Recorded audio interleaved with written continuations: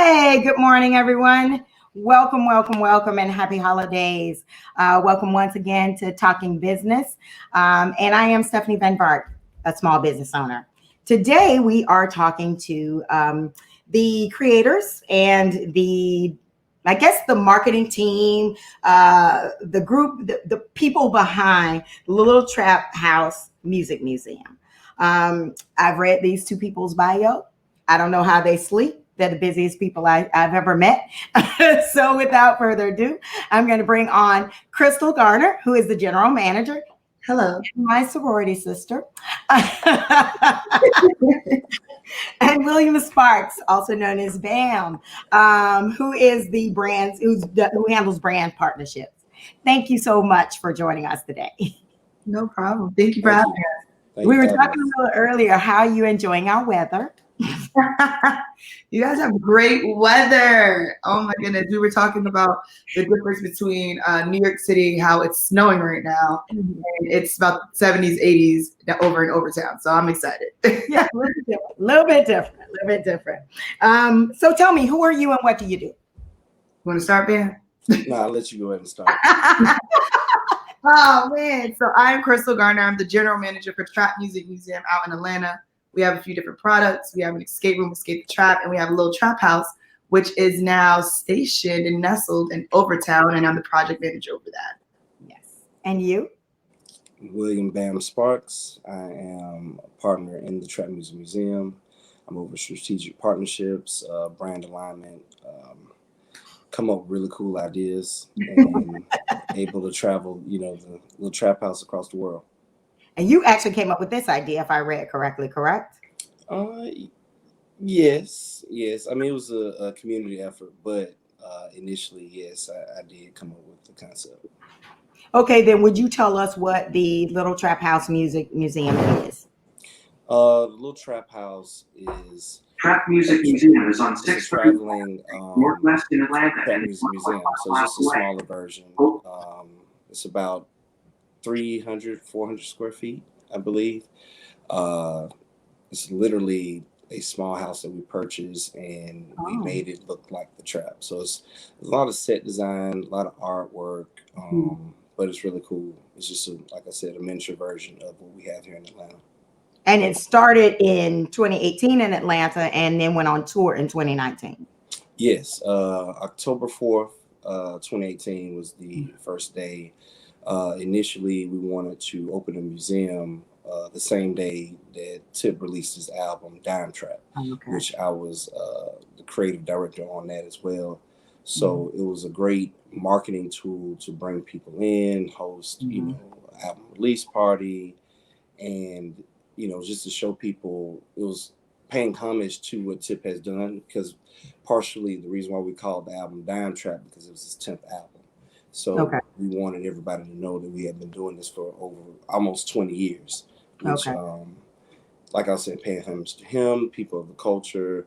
And then from there, once we saw it was a hit, we had an opportunity with BET to take it to the BET Experience, which was also amazing. Krystal led the charge on that. I was just there. I'm so forth with a monument today.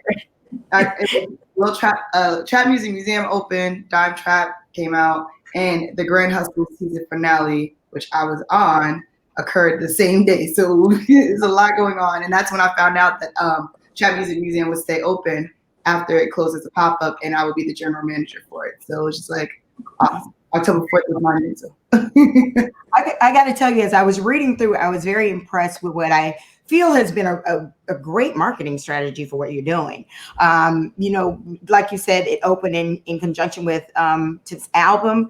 The tour itself seems to be a marketing tool that has really taken this to different parts of the country, up to and including my little neighborhood, Overtown. And we're happy that you're here. So talk to us a little bit about the marketing strategy. Were these things that were intentional and planned out and mapped out, or did you happen upon, okay, this is a great idea, let's go for it and see how successful it is? Because from what I've read, about 6,000 people a weekend go through the museum itself. So talk about the marketing strategy, if you don't mind. Well, I mean, initially we used a lot of influencer marketing, opening weekend. I mean, you name it. A lot of people came out just to support Tip. And initially, our press release, we didn't really want to make it seem so Tip focused, more so about, getting 2 Chainz and the Killer Mikes and the Gucci Manes there. And organically, over time, people just started coming. And I know Tip, he had it on Family Hustle, a few episodes. So, they got a lot of eyeballs. And we have an amazing team that were able to put it out on social media. Our page, we were at 30,000 before maybe the end of that year. And I do believe, as far as foot traffic, because the way we pitched it, that it was just going to be a pop-up, a lot of people were rushing to get there before the end of the year. So, once we saw that, okay, we're going to shut down, people started signing petitions. They didn't want us to close. We had I love the part of the story, because that's what prompted us to not say that we were reopening. So we kind of used that as leverage. We used the fact that people were naturally creating petitions and asking for us to reopen, and sending us letters and sending us DMs as an opportunity to market when we reopened during Super Bowl weekend. And so we were able to maximize the fact that people wanted it to be open permanently, and that it was the huge sporting game that was going on in Atlanta at the same time. So we were able to do that as the launch for reopening. So I think with our team, when we get an idea or things are propositioned to us, we look at how we can strategize to maximize doing whatever we want to do. So with Lil Trap House, it was a matter of everyone wanted us to start branching out, because trap music is the largest subgenre in hip hop. And people wanted us to start branching out to other areas and other people that are still considered trap music, but they may not be, from Atlanta or in Atlanta. People wanted to see it in other places. So we used that as an opportunity to create Lil Trap House. We were going to BET Awards. They wanted us to do a pop-up, but we were like, we should do something that we can continue this storyline. We could continue to shape a place to reflect whatever area it's in. So that's what we did with Lil Trap House. So that's kind of where our marketing was. Then we lost. I know. Where'd you go? There you go. We need you.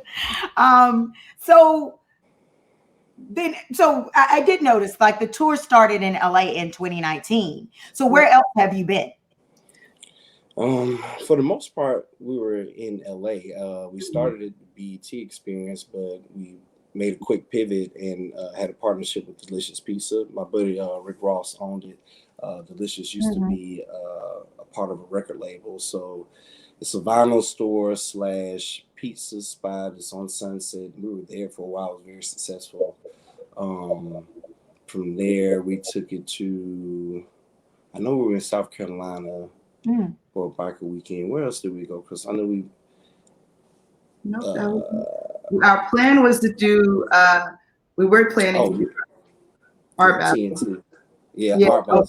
So we were planning to do Art Basel, but then we were like, we wanted to go and actually check out the market first, which kind of is the reason we are now in Overtown, because we looked at everything, and we came up with ideas and plans, and we connected with a lot of people. And then when we came back to do this year, this is when we had the opportunity to look at other places and see what can really be impactful.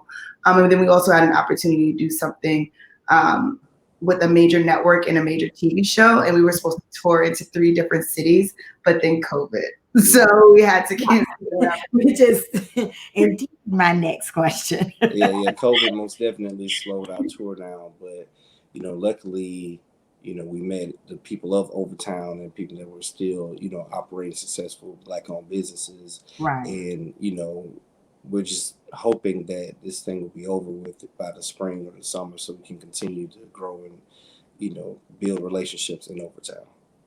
Which, is my next question. We've all, as business owners, had to pivot. You open up to a great audience in 2018, 2019. You're on tour. 2020 hits. We hit COVID. I would imagine that at least for a period of time, that was a complete stop and a complete shutdown. So, if I can be a bit of a nosy person, what were the conversations you were having with yourself, the boardroom, to say, what was the pivot plan, and how quickly were you able to adapt that plan to sort of keep what you started going, or change it in a way that kept you relevant and in the market? We were ahead of the curve. As far as the museum, we sat down, we had a round table discussion, and the time that we were shut down, it allowed us to go in and really analyze, what we need to add as far as exhibits, staff, how we would reopen as far as social distancing, because no one knew what type of crowd would come back the moment the governor allowed us to reopen. So when June 5th happened, I think we had a great response that first weekend. I know we saw over 2,000 people, but the way we did it was, through a booking system. We made sure a certain amount of people weren't, lined up at the same time, and that went very well. So we just continued to strategically, map that out throughout to now. It's still working. Some of the other things that we did, like I said, we were ahead of the curve. So when we knew that this was coming on, we heard that there might be a shutdown, not knowing what that looks like. We sat down and started to think of what we would do over the quarantine. One of the things we did launch Trap Trivia, which is our trivia game. Okay. And we did Trap Trivia live, and I was actually hosting it, and we had celebrity guests come on. We did a 420 live activation, so we shifted virtually and utilized our social media platform. We have 110,000 followers. We're verified. The 420 live, we had we had a lot of people on the 420 live. I'm trying to think. Jadakiss, Ti hosted it for us. We went live from the Trap Music Museum page, and it was just like we just started taking our activations that we would have had at the museum and made them virtual. Right. We launched our merchandise being online. Right. Sales that way, so we could continue to support our employees because we took care of them through quarantine. Right. And of course, as we were preparing for reopen, we started focusing on what our protocols would be for opening. And like Bam said, with the reservation system, mandatory temperature checks, we already had people signing waivers, but we had our lawyer add in some COVID language in there. So now I'm still signing the waivers, but it has COVID language in it. We also have mandatory hand sanitizing, mask, but that process was very difficult. Like, we wanted to make sure everything was amazing when we reopened. So like finding vendors to give us to brand our masks the way we want them, with filters, and getting them on time because we're ordering them and shipping them. So logistically, it was a lot. And yes, Bam and I do not sleep. I could tell. But that's what pushes Little Trap House to be able to be in Overtown right now, because it's such a limited amount of people that can experience it, that it's very COVID-19 safe. So you talked a little bit, so you touched on some stuff that wasn't even on my paper. The waiver, prior to, you had a waiver in place. Why was that necessary, and what was the content of that waiver that you felt it was important for everyone to sign it before experiencing the museum? Yeah, so initially the waiver, we have a lot of exhibits, and of course, prior to COVID, everyone could touch, feel. We have a very interactive museum, so people will want to sit on a pink trap car or try to swing on a Cardi B pole, So we wanted to make sure that people understood that you can do these things, but you shouldn't be doing it crazy. We do have a full bar in the museum, so once you have a few of the trap drinks in you might try to think, you're at Magic City, and that's not what we're doing. Exactly. That's not what we're doing here. We want you to tell people the rules before they come inside, but we also have a waiver to make sure they understand that this isn't that type of party. Okay.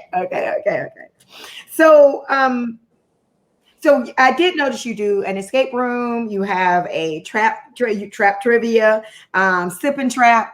Did those come as a result of COVID, or those were already programs that were happening at your museum? Well, the escape room actually was the first concept. We've been working on that for over 6 years now. Trap trivia was something that came about during COVID. I mean, it was an idea, but since we had time, most of the questions I would have to say, I'm a trapologist, so I had to come up with 80% of those questions. But I mean, it's a really cool game. We got to get you a deck of cards so you can check it out. Okay. I will definitely try it out.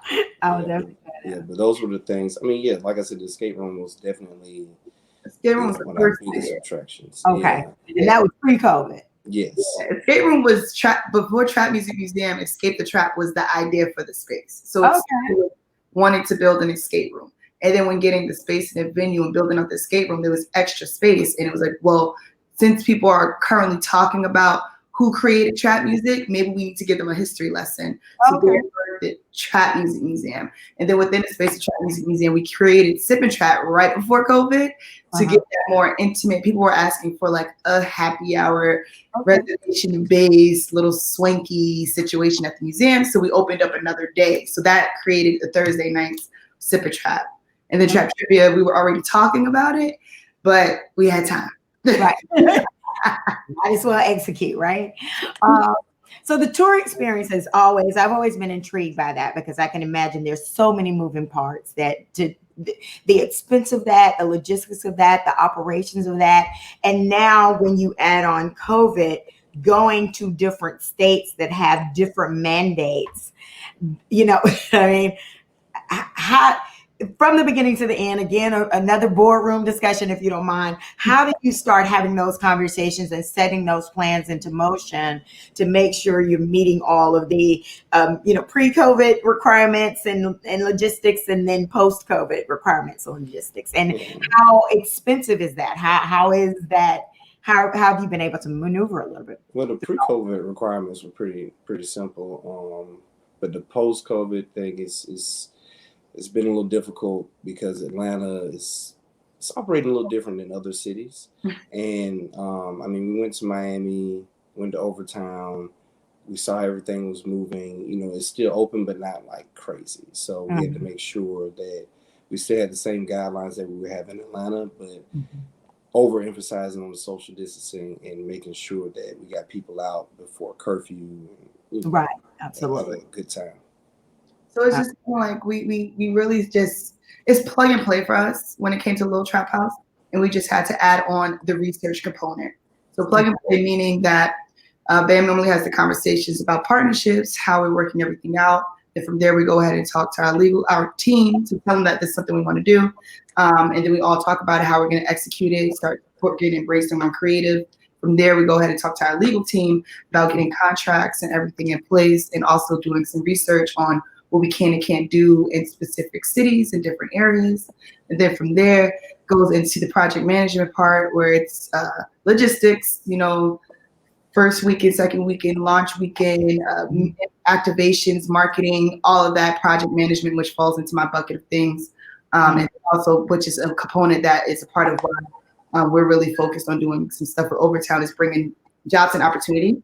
Right now, we're looking to hire a few individuals to work as brand ambassadors that are of that area to represent that area as well as the trap music brand. So that's what. And how long did it take you to work through those that plan? How long did from inception to conclusion for Overtown? Anywhere, like Overtown, we did that in like 2 weeks. Overtown took us 2 weeks exactly. LA, BT was a little different because they had a lot of compliance things for us to bring the Little Trap House into the convention center. So there was like a 20-page document that we had to comb through of what we needed to do electricity wise, or what we can and can't do, all of that. So that one was probably about a month plus process of getting down before we went down there. But plug and play, we already know how to move the house. We know what works, what doesn't work. We know permitting through different states. We've learned all that already from going to South Carolina and LA. So it was pretty much plug and play. We just had to learn Overtown. What the new territory is all about, all those pieces and parts in. So what specifically does each one of you do? If you don't mind me asking, what is your specific task? Well, both of us are, jacks of all trades. Definitely do a little bit of everything. Right. But if I had to say what my ultimate task is to continue to bring different partnerships and opportunities to the Little Trap House and the Trap Music Museum. Okay.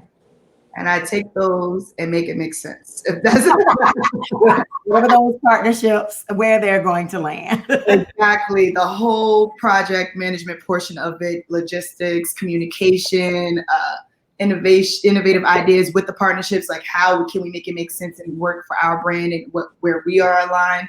So just aligning the brands and making it make sense, managing the relationships. Yeah. And so you tap on something interesting that a lot of us as small business have talked about on this show is when you are a small business, you are a jack of all trades. You may be CEO today and custodian tomorrow. So, but you do have a staff. So how do you learn how to weave through who's doing what and how to manage what? Have you sort of had some formal conversations about how that works, or is just whatever the day presents? This is what we're going to get done. It's a little bit of both. Okay. Like I said, we've done it before, so it was plug and play. So we know that we need a brand ambassador. We know that we have someone that manages merch and retail and ticket sales. We know we have somebody that's on waivers. We know we have somebody that's on operations, that's running errands if the AC counts out. But if people aren't in the area they're supposed to be, everyone knows how to do everyone else's position. Okay. And I mean, I've seen Bam 2 weekends ago when the AC was leaking. I seen him climb into the top of the little trap house. And he was sitting there pouring water out with a cup. He wasn't dripping on the artwork, and our art director. So, we may be in a boardroom or in meetings, high-level meetings and conversations, but I can hop into brand ambassador position real quick and give somebody a tour and a fun tour within a little trap house. So we're Jack and Janes of all trades. Oh, that's funny. And we've all done it. So do you feel like you've recovered from the pandemic? I know we're sort of getting on the other end of it. I'm pretty sure there were some opportunities, revenues that came in 2019 that may have not been as much in 2020. Do you feel like you've recovered? If not, what do you think it will take? And is there potential for you to do so soon? I think we most definitely recovered. As far as the museum, with the little trap house, we had some opportunities that would have, like I said, continue to be the thing on tour for the next 2 to 3 years. But I think this Overtown location is going to help us. Of course, BET hopefully will be back in 2021, and we're looking to do some other outstanding partnerships back on the West Coast, and hopefully continue to bring it back to Overtown after we're done in LA. Yeah, Escape the Trap has pretty much, it was sold out before over the weekends, pre-COVID, post-quarantine. It's actually since we're open 7 days a week, our weekdays have been filling up because people feel more comfortable going. Yeah. And then also with Trap Music Museum, pre-COVID, we were at a $10 admission at about 6,000 people a weekend. And now we are at, we changed our price because we weren't sure what was going to happen when we reopened the doors. And we needed to make sure that we prepared for our overhead and our staffing since we were taking care of them. So we changed our price from $10 to $20, and we're about 4,000 now. So we're doing pretty good. But as far as the little trap house product, that's the product that suffered the most because it had to sit still. So our goal is to really do that product so that we can continue to do more things for the community with that product. Okay. I've been very interested in how the creative industries have been very nimble during this period of time. I think it's been a learning experience for other industries. I feel like the two industries that flipped back quickly were anything in the creative realm, music, arts, film, television, and anything in the workout space. Like everybody jumped on technology and really exploded, I feel, which has been an interesting thing to me. Were those conversations that were already in the works, or being in an industry that where you're kind of crossing the bubble have your hands in many areas? Are those conversations that were already in the work, or born out of a necessity where you started to really manipulate and use technology in a way that kept you sustained? And is it the way of the future? I mean, those conversations were already going. Actually, COVID just gave us a little bit more time to hop on it and to focus. with my creative agency, BAM Creative, we wanted to, continue to focus on certain opportunities, but bring those technology opportunities to the museum, to voter registration drives, to all these other things, and try and make everything correlate and cross brand with the museum or the little trap house. So it actually, helped us in the sense of having time, because like you said, Krystal and I don't sleep. So if the world is on pause, I mean, I wish I could flip the camera and show you. I went and bought a whiteboard for my apartment. Yeah, we started whiteboarding at his. He's high level executive, so we had to go to to the high level apartment with the whiteboard. Right on the wall. Okay, we here. But just adapting to change. You just got to be able to adapt to change, and I think that's something that our team does very well. Trap Music Museum and BAM Creative wise, we look at what's going on, and we're able to just, from our experiences over the years in our respective industry, BAM coming from heavy music and sports world, and me coming from heavy activation-based and spirits industry, is combining those worlds together. We are able to just kind of make really good decisions really quickly. Now, before all of this, did you have an emergency plan?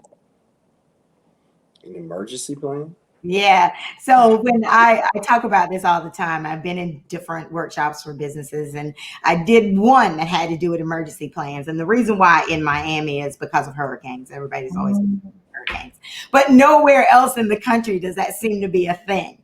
So, and what would you do if there's a recession? What would you do if, especially in cases where there are no lights and hurricanes come through and there's no electricity? How do you keep yourself sustained as a business, which most for-profits don't have an emergency plan? So did you have one, and do you have one now? Or are you working on it?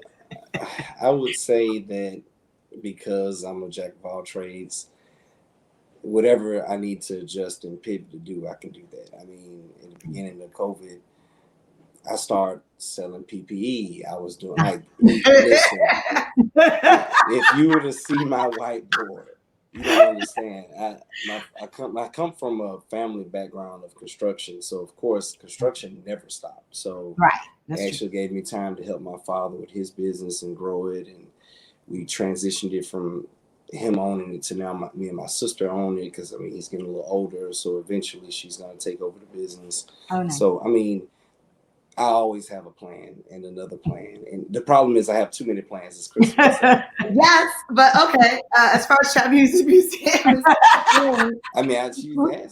we do have a plan in place now with COVID-19. So we more so have protocol in place. If any employee calls out sick, they can't come back to work without showing that they've cleared. And we, for a while, we're providing weekly testing. But now, if you're sick, we still cover the cost for you to get tested. Okay. And if you have to call out sick, they also cover the cost for you to get tested before coming back to work. So we still have that in place, just because we don't know where it's going with the winter coming. I know Overtown doesn't really know what that winter is. We don't have those issues. We don't have winter. But here to live, there's a winter. So, okay, cool.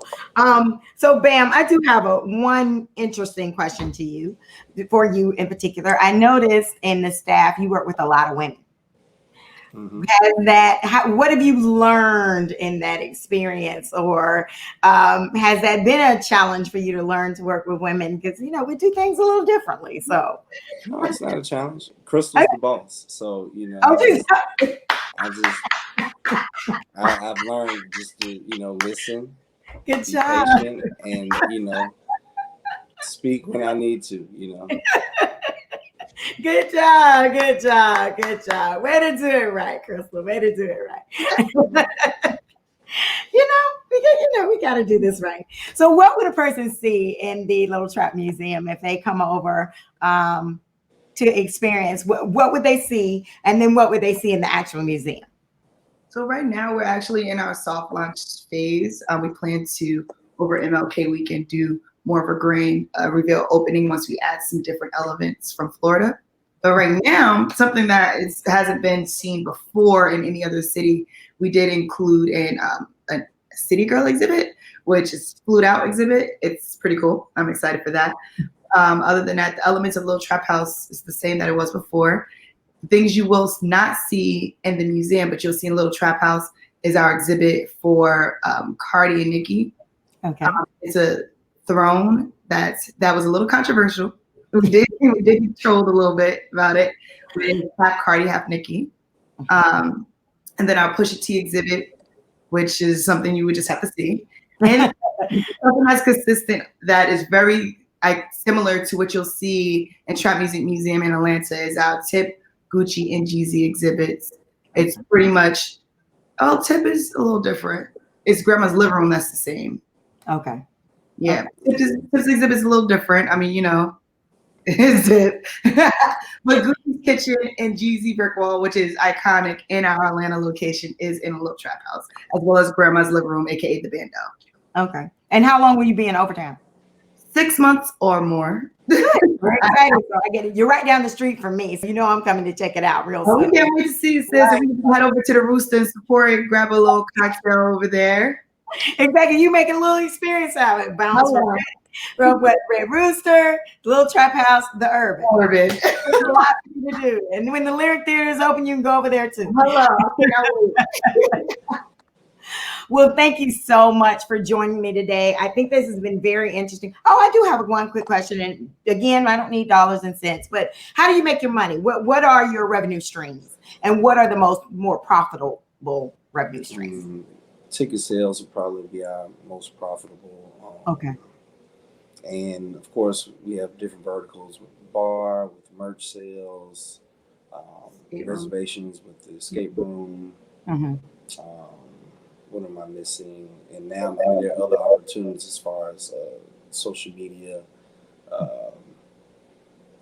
hostings, events. I think that's pretty much most of it. Did I miss something? Have been wanting to do stuff with us because we have a limited capacity, so they can still be in the social distancing protocol. Mm-hmm. But then they also get to have an experience in a trap music museum. So we've been approached by a lot of people, and we're in a few conversations. And we've had some cool events recently. We did something with Mulatto recently, and then we did something prior with Dream Doll.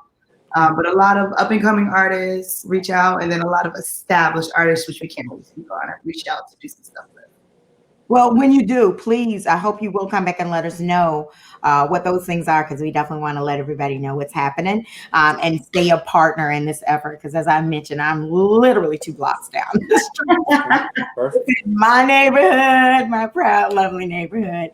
And I believe, Krystal, you said this was sort of intentional to be here because it is a historic Black neighborhood and a growing and thriving historically Black neighborhood. So we're very, very proud that you're here and have become a neighbor and a friend. Absolutely.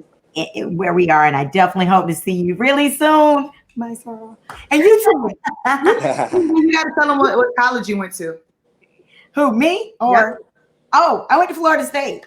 Oh, go Noles. Yes. That's awesome. You went to Florida State also? No. It's a long story. I have to catch you up on that, but I was most definitely accepted to go to Florida State. I just didn't attend. I ended up going to Albany State University, and then from there. You did? Yeah, I'm from Thomasville, Georgia, right down the street. Everybody I know went to Albany State. Yeah, it's a 40-minute drive. Oh, that's hilarious. That is hilarious. I mean, as a matter of fact, we're going all through the family. My best friend's brother went to Albany State. And so, yeah. We used to go to homecoming and Fort Valley games and all that stuff all the time. So exactly. It's changed a lot. Yeah. Cool. Very nice. So we got a synergy with that. I got a synergy with you, Bam, and a synergy with you, Krystal. Awesome. Thank you both so much for doing this. I'm very excited to have you on, and I do look forward to meeting you. So the next time you're in Miami, please feel free to give me a call. I'll make sure we connect you, because I'd love to meet you in person. And thank you so much. Y'all have a great day. You too. You too. Okay. So everyone, thank you for tuning in. I see we had some pretty good eyes checking this out. So I hope you'll take the time to check out the actual venue itself. That's the Little Trap House Music Museum. I plan to go this weekend, so I'll definitely give you the scoop as to what that was like and how wonderful it was. Hey Tracy, how you doing? I'm guessing you went because you said that's right, a real Overtown experience. So thank you, everyone.